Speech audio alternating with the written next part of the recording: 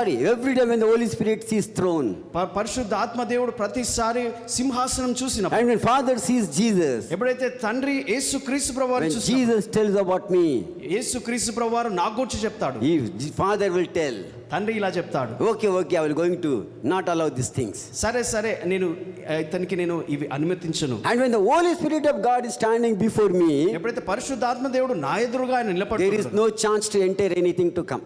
ఏది కూడా ఆయనని దాటి నా దరిదాపులోకి రానికి అవకాశం లేదు. Father will tell to Holy Spirit of God. తండ్రి అయిన దేవుడు పరిశుద్ధాత్మ దేవుడితో చెప్తారు. Isaiah 54:17. Isaiah 54:17. No weapon which stands against my son must prosper. నా కుమారునికి ఎదురుగా రూపించిన ఏ ఆయుధం కూడా పని చేయదు. When that promise comes, ఎప్పుడైతే అలా వాగ్దానం వస్తుంది, no matter whoever comes to touch me, అది ఎవరైనా కానీ ఏది నన్ను వచ్చి తాకాలను, no matter whoever tries to come and touch you, ఎవరైనా వచ్చి నిన్ను తాకాలని ప్రయత్నం చేసినా it will not prosper.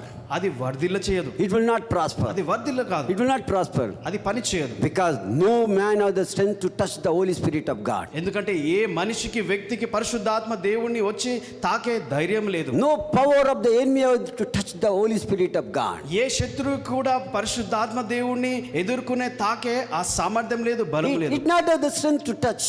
అది పరిశుద్ధాత్మ దేవుణ్ణి తాకడానికి సామర్థ్యము, బలము లేదు. And the Holy Spirit of God will not allow. పరిశుద్ధాత్మ దేవుడు అది అనుమతించడు. Now what the Holy Spirit of God will tell to me?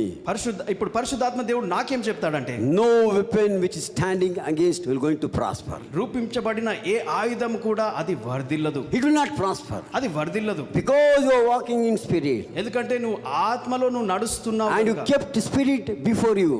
ఆ ఆత్మ దేవుడిని నువ్వు ఎదురుగా పెట్టుకున్నావు. That will not allow you and me to touch.